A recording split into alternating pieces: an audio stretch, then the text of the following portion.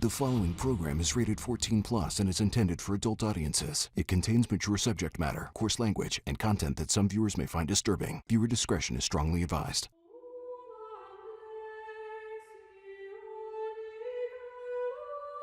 Before we officially start, it's really, our main goal is just for you to be comfortable.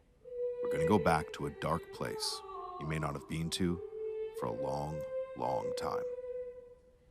The first time he removed his cloak, took down his pants, and took my hand, put my hand on his, his penis.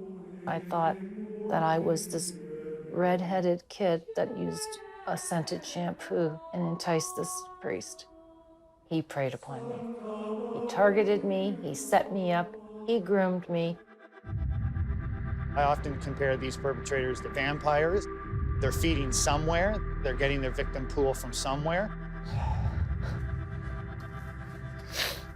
I was just prey. He was a predator. He denied it then, he's denying it now. They keep a record of everything.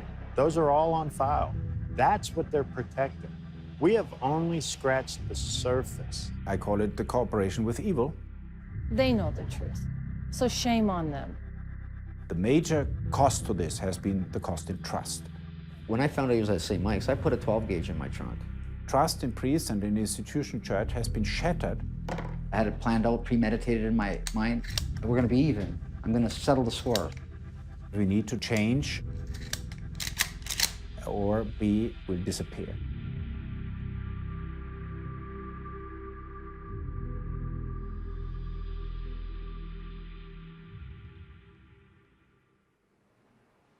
I didn't go looking for this story. It found me, and now you. November 2018, as a journalist, I uncovered an incident at a well-known all-boys private Catholic school in Toronto. Students from St. Michael's College School, some of them are holding a broomstick and they're penetrating the young student with that broomstick. I thought I knew the story that I was stepping into, but then I heard the whispers of secrets kept silent by one of the most historic orders of Catholic priests in Canada, and the human toll of their denial.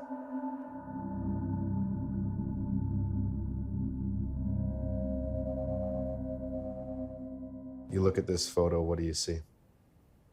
I just see a kid. Innocence.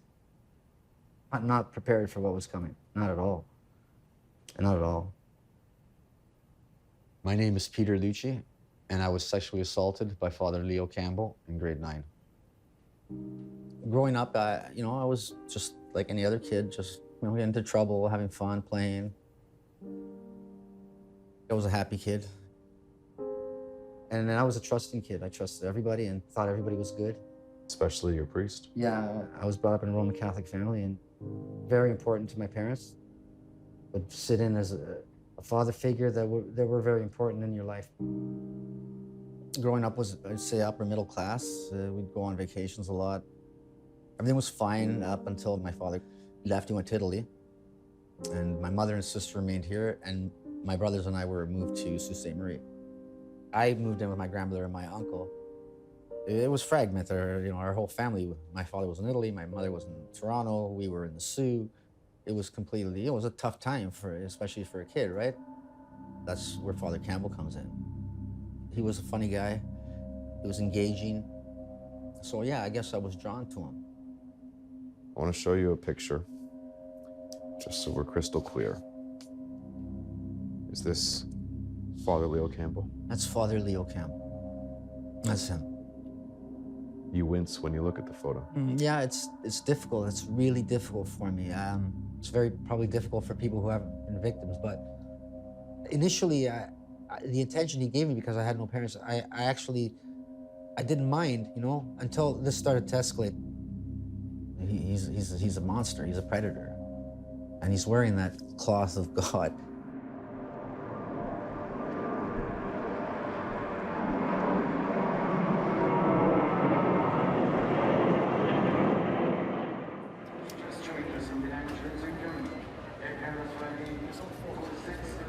Nervous? Very nervous. Very nervous. It's an emotional journey. Yeah, I never thought I would see myself going to Rome. My name is Brenda Brunel. When I was 13 years of age, Father Michael Falona of the Basilian Order sexually abused me. I would say he took my life.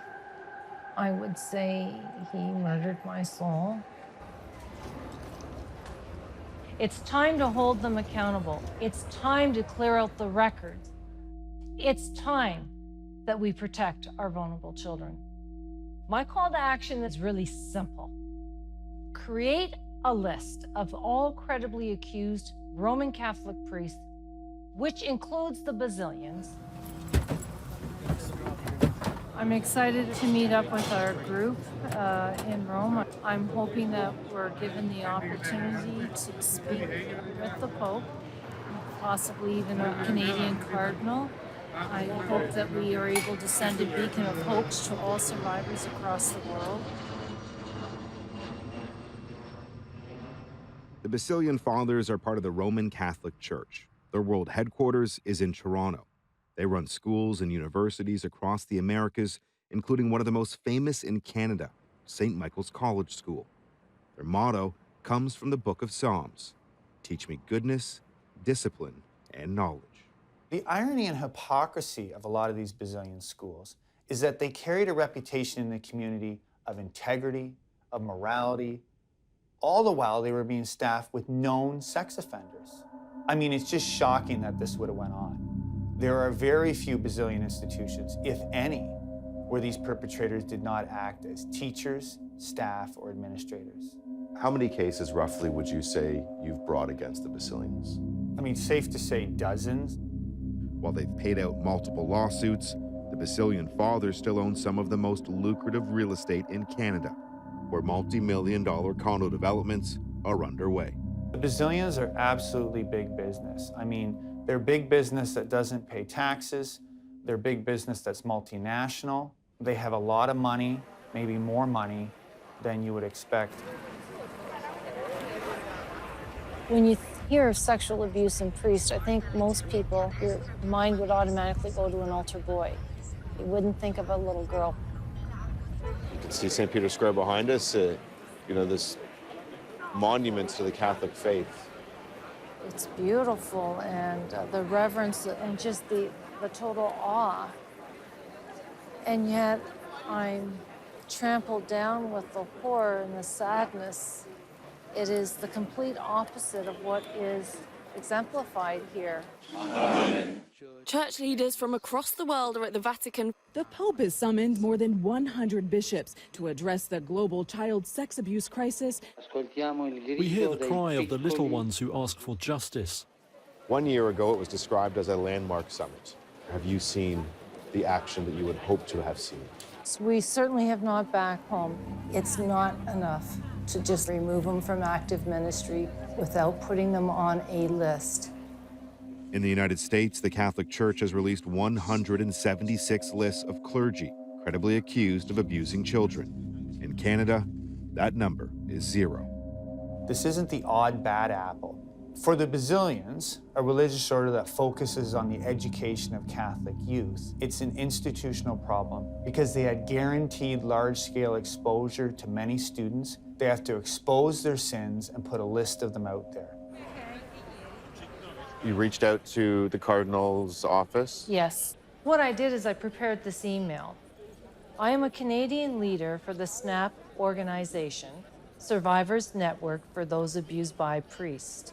I have confirmation that my email was received, but I have not received a response. It's insulting that either this cardinal denies that this problem exists in Canada, or it's simply just not a priority. The Pope, what have you asked of him? To speak to him about the crisis in Canada. I'm here, my group is here, give us your time. Do you remember roughly the first time you met Father Leo Campbell? I went early one day and I was just wandering in the gym. He came in. Even at that early hour, you could smell wine on him. There was nobody else around, not a janitor, nobody. And he came to sit next to me, giving me a hug. Don't worry, your parents will be back soon, your father will be back soon, using my family being away. as a way to comfort me. You feel that you were hunted? Yes, he was completely aware of my situation. I didn't have any friends. It was a new school. My father wasn't there. He targeted me from the beginning. It was in increments, escalating, taking longer, pulling me closer, putting me on his lap. It was all, looking back, planned. I don't even remember him undoing his pants or and I, you know, he just, his penis was out and he did what he put me down on his lap.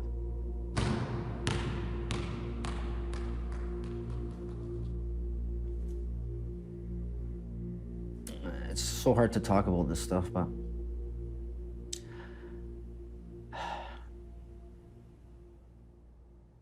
my name is Robert Mickens. I worked in the Vatican for more than 10 years. I traveled the world with Pope John Paul II. One thing that always surprises me is that people don't understand. These are not the monsters, you know, on the surface that we might think they are. No, these are the Pied Pipers that are the best friends of these kids and their families, and they're the cool priests, and they very slowly groom these kids. They're seductive, they gain their trust. But it's still happening. It's still happening. I mean, let's not kid ourselves. This is not all stuff from the past. Abuse is continuing. We know that because cases keep getting reported. There are also cases of cover-up. I mean, that's almost as bad as the abuse itself.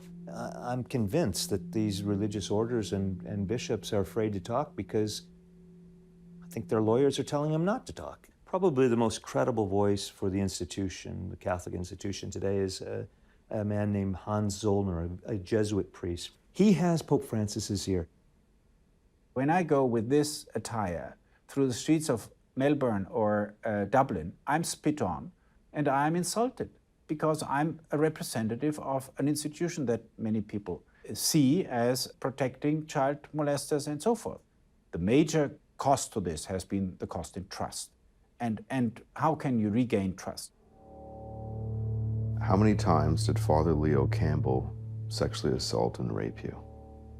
Probably 24 and above, so 24 to 30, you know, around there. This happened over a year and a half, 2 years. And when I think about it, smells come back to me and textures. I mean, he taught me to, you know, how to give him a blowjob. I mean, he taught me. I didn't know anything about this. I was a child. He would talk me through it. Peter, you know what? Feels good if you do this. He'd ejaculate in my mouth. He'd ejaculate outside my mouth. He'd have a towel or he'd clean it up afterwards. And it progressed. And at the time, I thought this was somebody caring about me. It was something intimate in a strange way. Does a young Peter Lucci understand what's taken place here? I knew it was something, you know, it wasn't right, but when it happens as a child, those are the formative years, and you're thrown into chaos. What he did was predatory behavior. It was a thing I can't believe that nobody saw anything. Somebody must have known that this was going on, and yet it just continued and continued until it escalated to the point where he was, you know, raping me.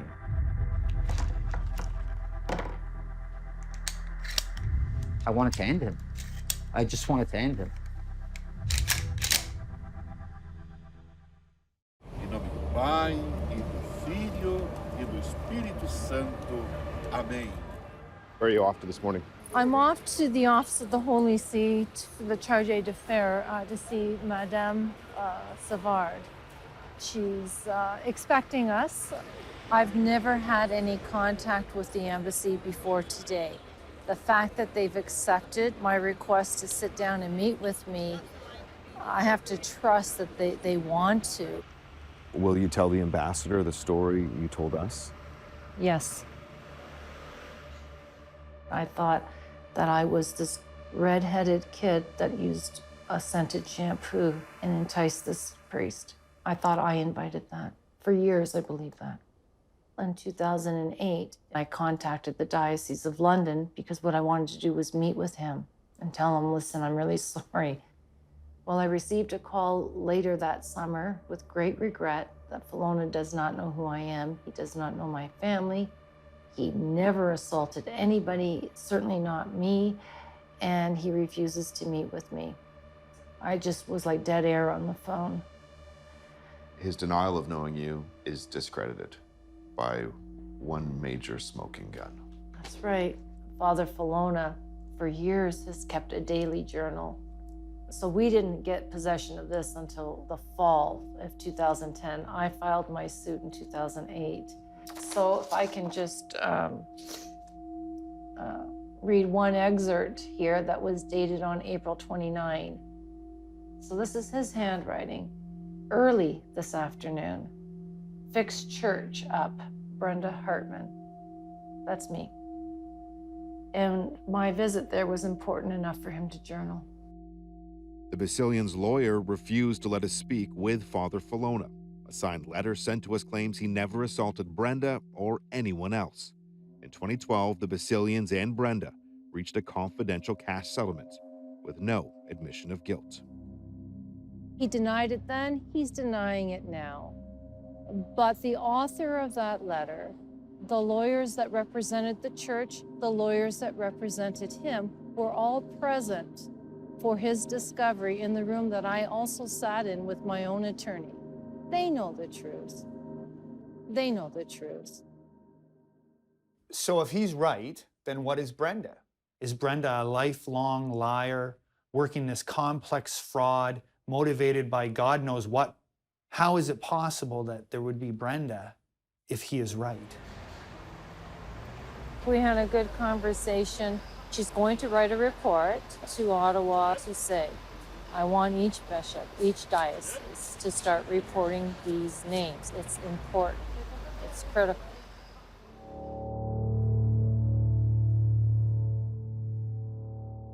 What was it like as a young boy, walking the halls, going to class, and having this hanging over you?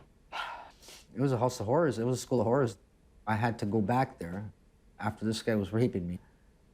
It was just overwhelming for me. I thought it was my fault. I thought I brought this upon myself. Why me? You know, I couldn't understand any of it. This is Father Leo Campbell's message as the principal in Sault Ste. Marie. And he says, I hope that this yearbook will bring back many memories and that St. Mary's College will always be home to you. Sincerely, Leo Campbell. Devious bastard.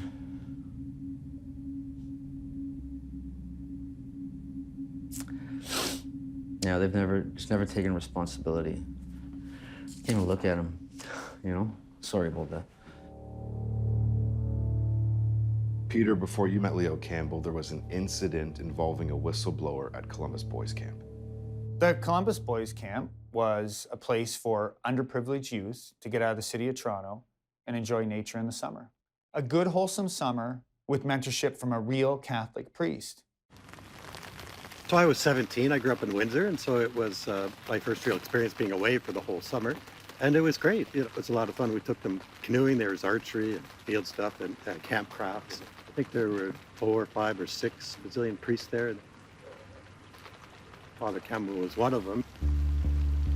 He had an unusual fondness for the kids. They're climbing on him, and he had a strange look about him that sort of gave one pause. And, you know, there was the way boys talk. There was talk of being careful around him. So one day, 3 or 4 of these young boys, like maybe 6, 7, 8, came to us to tell us that Father Leo was coming into the cabin at night and putting his hand in their sleeping bags and fondling them, their genitals. So he was sexually molesting them, these young boys. So of course, really upset, so we immediately approached one of the young school priests, Father John Mal, and told him what was going on. Father Mal's response wasn't a surprise. It didn't take convincing, he wasn't skeptical. And Father Leo was gone the next day. At 17, I did what I thought was right. But nobody interviewed me afterwards, or I've never spoke to anybody other than Father John about it at the time. Looking back, that's a disappointment too, that there wasn't an investigation. I wasn't asked for a statement. you know, the things that we would expect. Many years later, you met again with Father John Mallow. He said that he regretted he didn't contact the police then too. Not only should have been arrested and put in jail, but also a betrayal by the priest to be aware and to relocate him and to expose him to other young children. It's, you know, it's unforgivable. The fact that there was a report by Bill to a Basilian priest and Father Leo Campbell was gone the very next day shows that the silent shuffle kicked in. The silent shuffle is like if you took a joker, an identified perpetrator, out of a deck of cards. Now, what the church does is it shuffles them back into the deck, but they continue to come to the surface as they deal with children. And he'll continue to do damage and be part of that deck.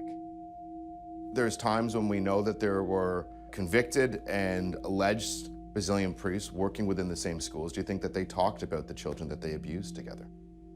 I don't just think they talked about it, I know they did. I have one case where after one of the priests started abusing the victim, another priest's behavior with him changed dramatically and he started abusing him as well. Following the allegations at Columbus Boys Camp, Father Campbell went on to teach at Basilian institutions across Canada before arriving in Sault Ste. Marie, where he would meet Peter Lucci. Father John Mallow would also join Campbell there as a teacher. Campbell and Mallow worked under Basilian Father William Hod Marshall, who would later be convicted of sexually assaulting 19 children. Father Mallow acknowledged our request to speak with him for this film, but the next email from the Basilian's lawyer contained a clear message. Peter would have absolutely been saved. A lot of the cases I work on are avoidable. These are stories that didn't have to be told. This is litigation that didn't have to happen. If only the church had removed these priests upon first learning of their propensity to abuse. We can't explain that today. We simply don't understand it. Why people would not look to the suffering first of those who have been wounded. I call it the cooperation with evil, and it is affecting the institution, it is affecting the trust, it is affecting the faith. The boys' camp wasn't the only time Campbell could have been stopped.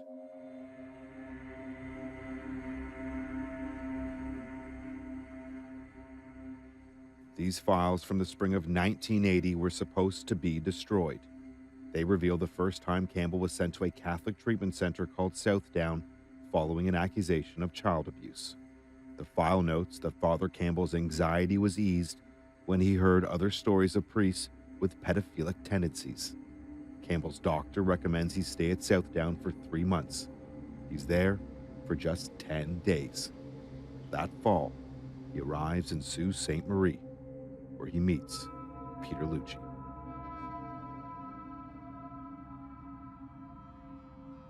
How do they let someone who's accused and who they've flagged as someone who needs treatment, how do they let him go? Yeah, this is again something you don't understand today. Over the last 10, 15 years, the position in psychiatry has changed drastically. Before that, many psychiatrists would assume that they can heal pedophiles. I call these centers laundromats. They're where you send someone to have some semblance of treatment, some semblance that the institution did something. These are funded by the Catholic Church. Most of the staff are Catholic. So you have to ask yourself at the end of the day, are they doing what's best for society, or are they doing what's best for the church? Campbell's secret file contains at least 5 other allegations of assault, and even admissions by the priest himself, all while he was allowed to teach and minister across the country. It also includes a reference to a weekend away spent with Peter Lucci. Can you tell us a little bit about the camping trip?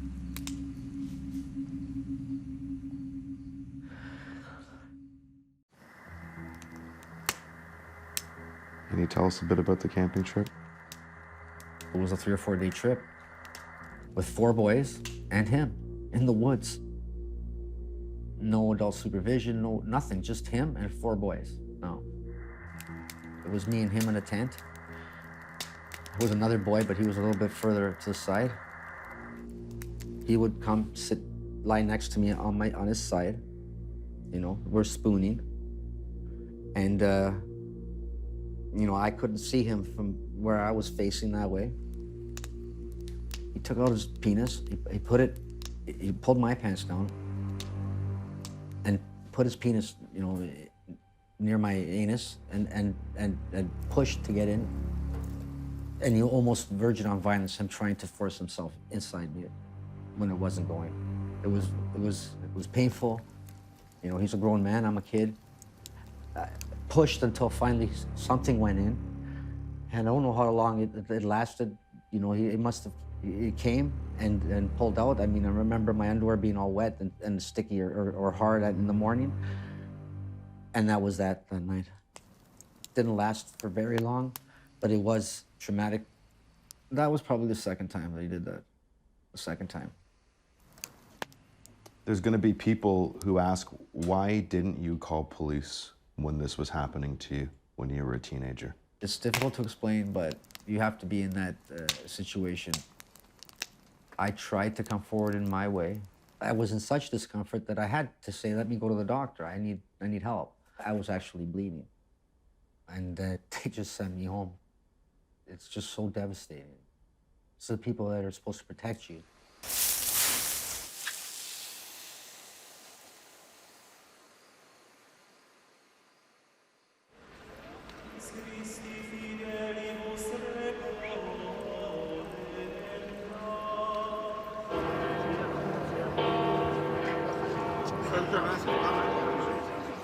I'm really excited to meet Sean Dougherty here in Rome. He's the kind of guy that gets things done and has a strong track record of being a powerful advocate for survivors really around the world. They want to break your will. They didn't bend you. They didn't break you. They're not going to bend you. They're not going to break you. They bend this time. They break this time. There is no goddamn way I'm doing it. No way. My name is Sean Dougherty. I'm 50 years old. I'm from Johnstown, Pennsylvania. I was sexually assaulted by my priest, who was also my basketball coach, beginning when I was 10 years old in the 5th grade. I was invited here to Rome last year to the Vatican Summit. When we showed up for the meeting, there was probably 200 press. It was unbelievable. I met with Father Hans Zollner. In any high-level meeting that I could get, there's one rung of the ladder left that I haven't met with, and that's the Pope. I'm here to meet with the Pope. What happened when you came forward with your story? I've been contacted by well in excess of 1,000 guys in my hometown. I was reached out by victims from around the world. All races, religions, creeds, ages, sexual orientation, all tell me a very, very similar story of abuse. There's an office here in Rome that supposedly has our records. I'd like to see mine. Are you hopeful you'll get in? I deserve to get in. The Catholic Church are excellent record keepers. They keep a record of everything. Those are all on file. That's what they're protecting. The Catholic Church, it's always been, from the early centuries, paranoid about being attacked from enemies of the church. An obsession with scandal and with persecution, this kind of persecution complex. And so victims were sacrificed for the institution. How long did you live in silence for? More than 30 years. Did you ever think you'd see that man face to face again? No, never. I went to a friend's wedding, and he was actually one of the friends who was on the camping trip with me. Father Campbell was there marrying them. And I seen him surrounded by 3 or 4 boys. And he's playing with, 3 or 4 little boys. So I was just like, I wasn't shocked.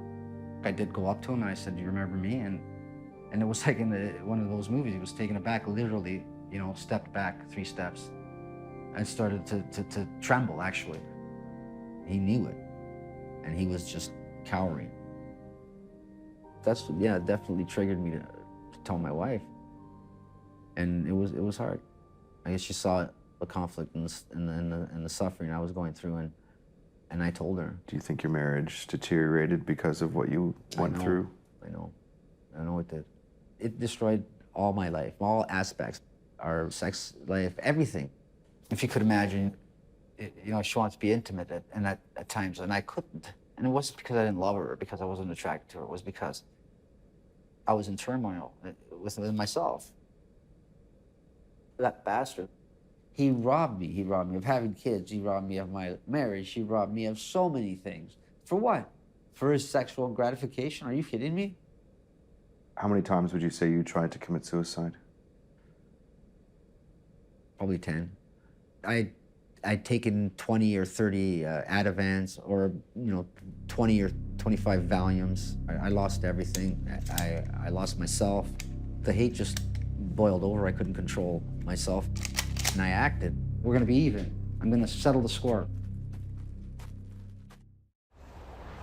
I'm beginning to lose hope that we're gonna get in to see the Pope, and I'm just so damn angry and I'm so frustrated. All we have to do is keep hope, stay the course, keep doing what we're doing.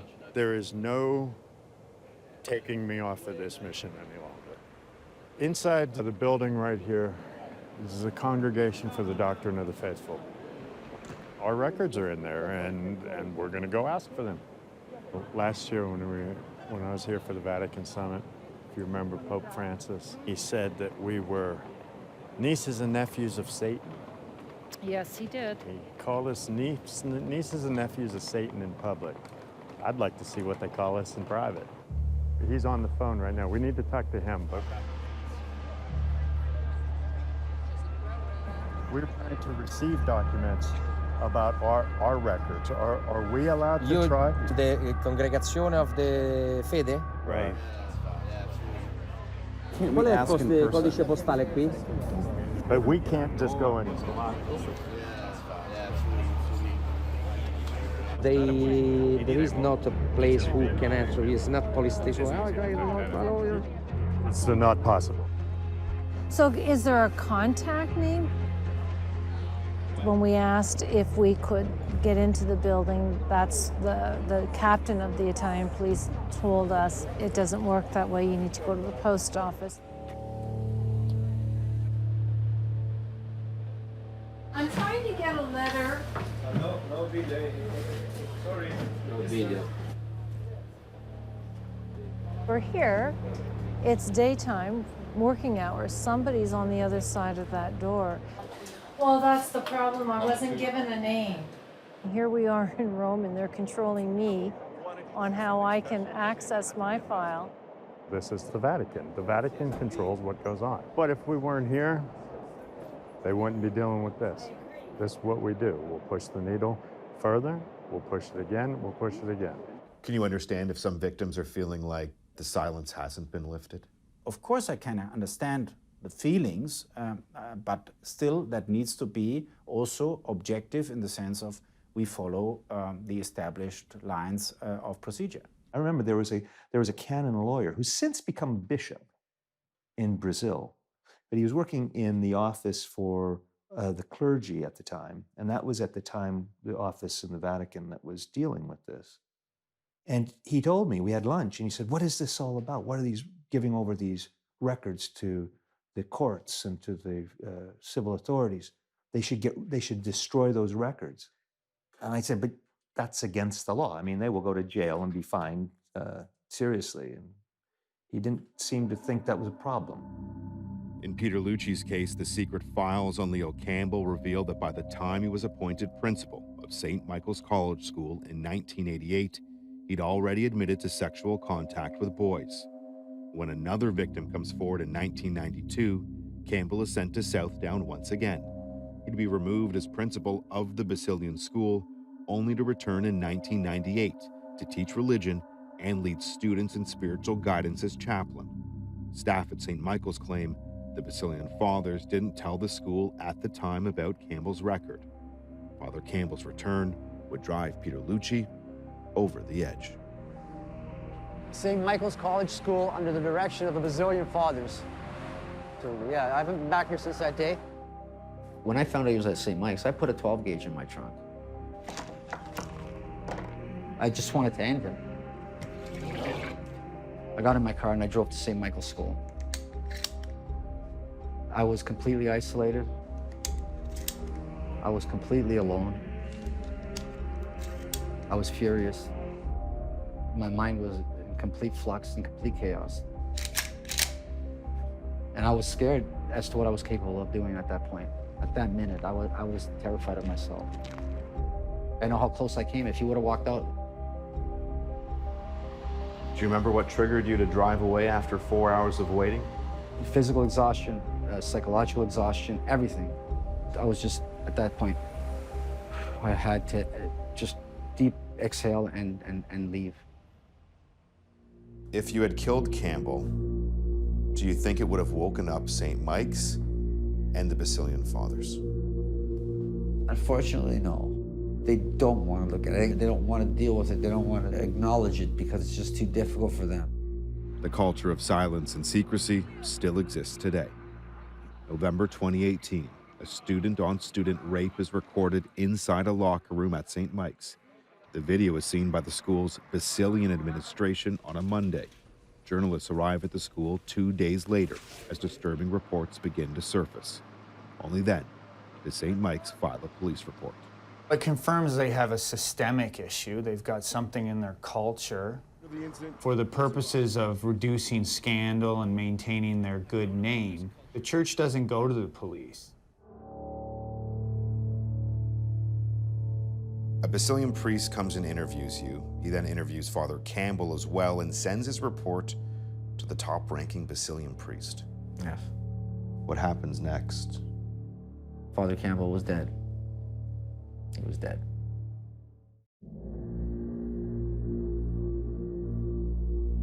Human beings are evil. So we commit not only sins, but even crimes. And this is also true for Catholic priests. I had an appointment to talk to a detective. I was hoping he'd go to jail. I was hoping he'd pay for what he has done because I'm not the only one. I know I'm not the only one. A Basilian priest comes and interviews you. He then interviews Father Campbell and sends his report to a top-ranked Basilian official. And then 3 days later, I had got a midnight phone call from my therapist stating that Father Campbell was dead. He was dead. So, I mean, The Basilians have told us that Leo Campbell died of heart failure. That's just a diversion. Don't ask too many questions. Let's put this to bed. Let's bury it. Absolutely, they're hiding something. I was very conflicted at that time. I felt responsible for his death.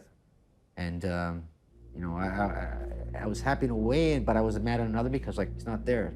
To see what he did to me and others, he's not there. He's just gone. I'm here, though, and I have to live with what he did. He should have stayed, and he should have faced the music. Father John Mallow, who worked with Campbell at Columbus Boys Camp, delivers the eulogy at his funeral. Campbell is remembered as having a special ability to reach out to the disenfranchised and alienated. St. Michael's College School removed the bursary in his name in 2015 when they learned the Basilians settled with Lucci for $250,000. Like Brenda's, the settlement doesn't include an admission of guilt or an apology. I didn't care about the money. I wanted them to say sorry. I wanted them to take responsibility. I wanted them to make changes. They made this pedophile go and have access to another child and another child and another child. They did that. He couldn't do it through his own power, but they helped him. We've had some startling confessions from other Basilian priests, perpetrator priests, that peg their victim number at 2 or 3 per year on an ongoing basis. So when we start running those numbers with Father Leo Campbell, considering how long he was a priest, we start to get a significant number of victims. Should Catholic orders and the diocese be looking more towards the scriptures instead of what their lawyers are telling them? Yeah, of course. A different church means a church that will have lost much of its power and influence, but it will have come back to the roots. And this root is Jesus Christ himself. Then people will trust us again.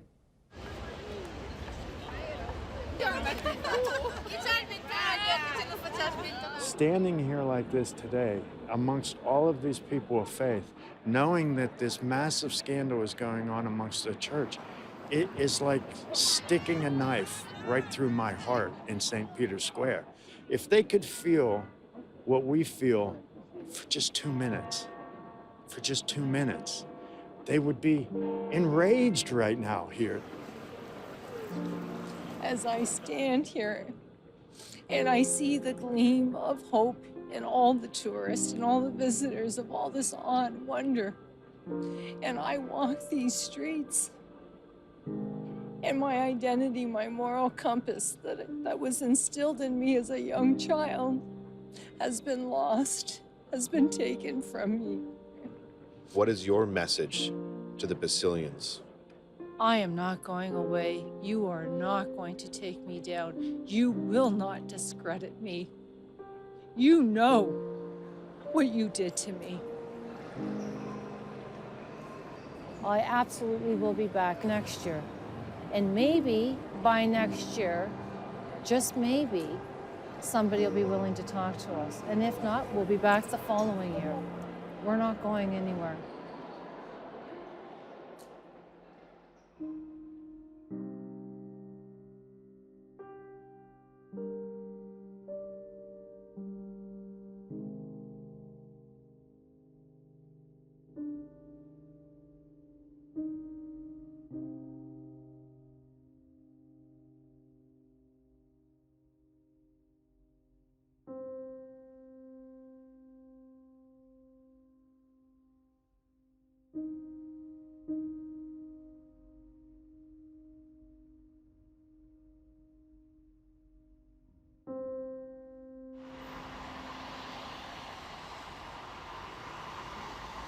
How can they teach goodness, discipline, and knowledge when the guy's raping children?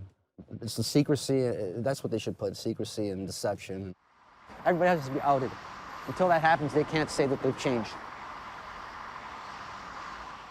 If you were to say something to a young Peter Lucci, what would you say to him today?